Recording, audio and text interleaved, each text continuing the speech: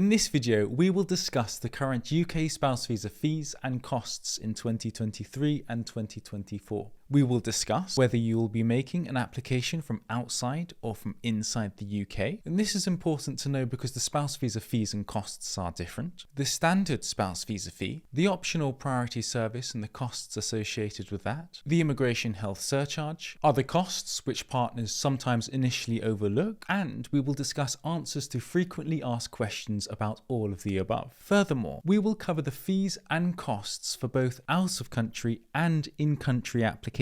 So if you're making a UK spouse visa application, this video will be relevant to you. As an OISC-regulated UK immigration law firm specialising in UK partner visas, we are very well placed to discuss this. Let's first quickly establish whether you'll be making the application from outside or inside the UK. As previously mentioned, the fees are different, but so too are the process and requirements, so it's crucial to know. To make an application from inside the UK, in other words, make an in-country application, the applicant, who's the person applying, must be in the UK when the application is submitted. They must have a visa granted for a period exceeding 6 months, unless they're in the UK on a fiancé or proposed civil partnership visa. And finally, they must not be in the UK as a visitor. Rather, applicants who are in the UK as a visitor are expected to return to their country of nationality or legal residence and submit the out-of-country application there. So if the applicant does not have any UK visas, they must apply from outside the UK, i.e. they can only make an out-of-country application. And this is the case even if the UK partner, the sponsor, intends to complete the online application on the applicant's behalf and help by submitting the documents whilst they're inside the UK. The standard Home Office spouse visa UK fee from 2023 to 2024 is £1,538 for applications made from outside the UK and £1,048 for applications made from inside the UK. These figures are the cost per person that is applying for a UK spouse or partner visa. Therefore, if you have dependent children who are also applying for a visa at the same time as their parent, you will also have to pay the same fee for the Home Office to process their visa, as shown in this table. Please note the word applying. Dependent children who are British citizens or who already have settled status do not need to apply for a visa and will therefore not increase either the Home Office fee or the immigration health surcharge, which we will also talk about later on in this video. For example, the applicant wants to make an out-of-country application and has 3 children. One child is Australian and will be joining their parent to the UK. One child is Australian and will be staying with their other parent in Australia. And one child is a British citizen and will be joining their parent in the UK.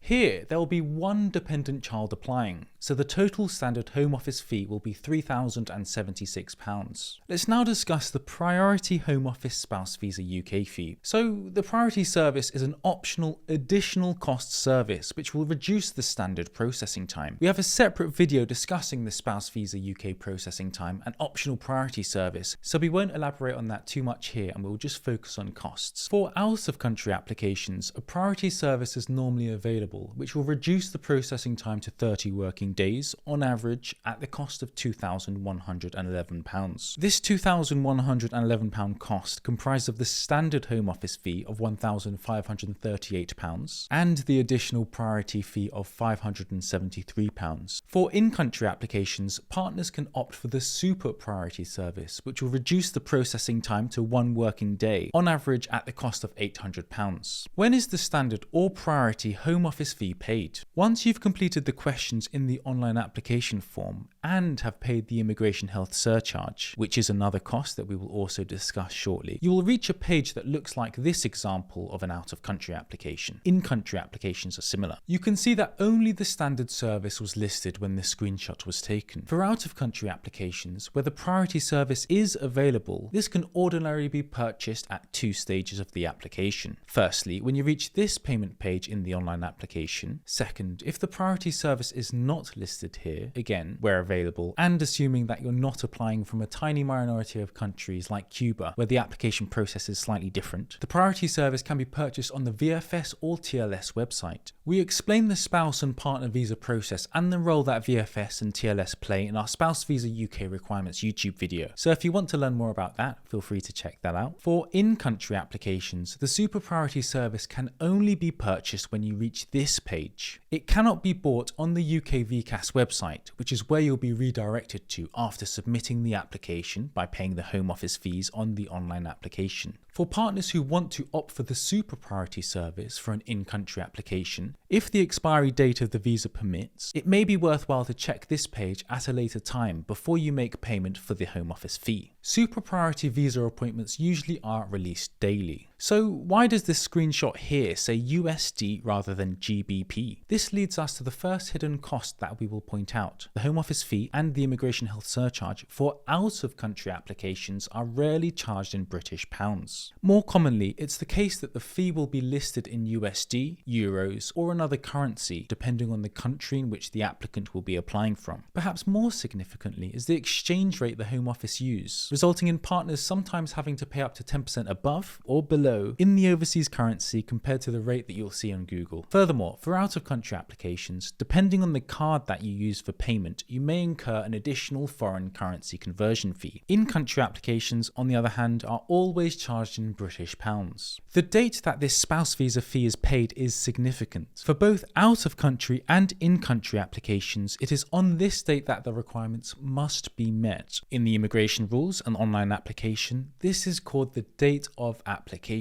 For example, Bob relied on his employment income to satisfy the financial requirement. 2 days after submitting the online application by paying the Home Office fees, he quit his job. This is technically irrelevant to the application and should be fine, because again, the relevant date that the requirements must be met is when the Home Office fees are paid. Let's quickly address Home Office fee refunds and when they will be issued. Firstly, the Home Office fee will unfortunately not be refunded for refused applications. Secondly, if the application is withdrawn before the applicant attends the visa centre, a refund will be issued. And thirdly, if the application is withdrawn after the applicant attends the visa centre, a refund will not normally be issued. Let's now discuss the Immigration Health Surcharge. The Immigration Health Surcharge, often referred to as the IHS, is a mandatory payment that provides applicants with access to the National Health Service. Unfortunately, the fact that the applicant or sponsor has already paid thousands in UK tax does not change the fact that this fee must be paid. For out-of-country applications, the IHS will cost £1,872, and for in-country applications, this will cost £1,560. Like the Home Office fee, the IHS must also be paid for each dependent child applying. So this, totaled with the standard Home Office fee, will require you to pay, at the very minimum, £3,410 for out-of-country applications and £2,608 for in-country applications. I say at the very minimum because there are some other minor costs that we will discuss later on in this video. The payment for the Immigration Health Surcharge is made as part of the online application process. For both out-of-country and in-country applications, the IHS is paid before payment of the Home Office fee using either a credit or debit card. And there are two other things worth noting here. Firstly, out-of-country fiancé visa applicants do not have to pay the IHS for the fiancé visa application. They must, however, pay the Immigration Health Surcharge for the next partner visa application. And secondly, the IHS will be refunded if a partner visa application is refused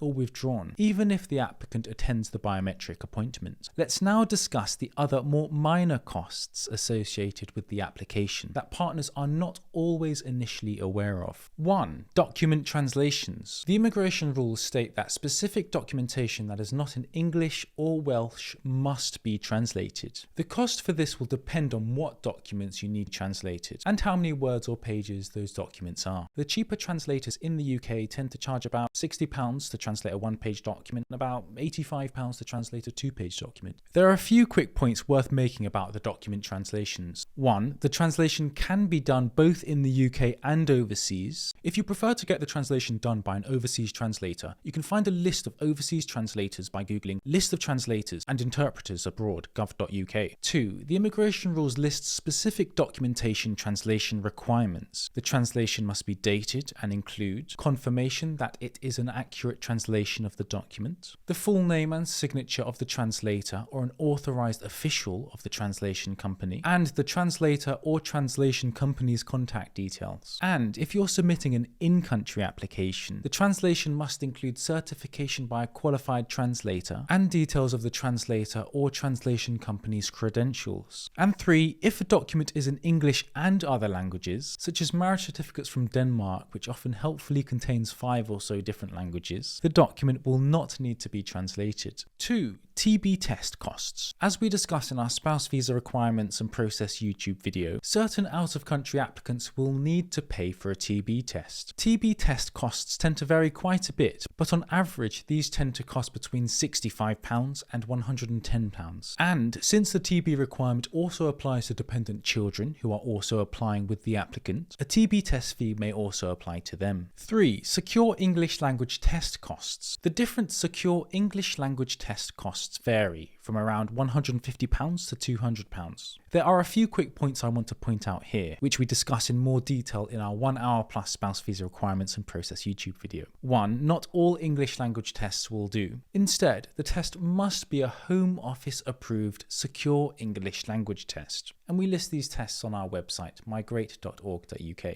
2. There are other ways to satisfy the English language requirement which will incur no additional cost for certain applicants. We discuss the various ways to satisfy the English language requirement on our website and in our spouse visa requirements and process YouTube video. 3. Dependent children who are also applying will not need to take an English language test, as the English language requirement does not apply to them. And finally, it's worth pointing out that, to save money, if the applicant's English language ability is good enough, they can choose to sit the A2 or B1 test. And this is because even though the secure English language tests are only valid for 2 years, in most situations the English language test can be reused if a partner visa application is being extended and it was successfully relied on in the previous partner visa grant. 4. Other additional services such as document scanning. There are several optional added value services available at visa application centres. These vary by location, and you should look at these on the UK VCAS website if you're making an in-country application, or VFS or TLS depending on the country in which the application is being submitted from if you're making an out-of-country application. For out-of-country applications, one service which we want to highlight is the Keep My Passport service, which usually costs between £50 and £70 depending on the visa centre. This service can be very useful if you want to travel whilst the visa is being processed, or even come to the UK if you have the correct documentation to do so. For in-country applications, applicants will always retain possession of their passport as part of the standard process. But please note that if the applicant leaves the UK whilst the application is processing, doing so will withdraw the application. We do not generally recommend the document scanning service, which tends to cost between £15 and £95. Partners tend to prefer the free alternative, which is to self-upload the documentation. For a detailed 1 hour plus step-by-step guide on UK spouse visas, feel free to check this video here. And if you want to see more of these kinds of videos from us, feel free to subscribe, like the video, and let us know in the comments below. I hope you found this video helpful.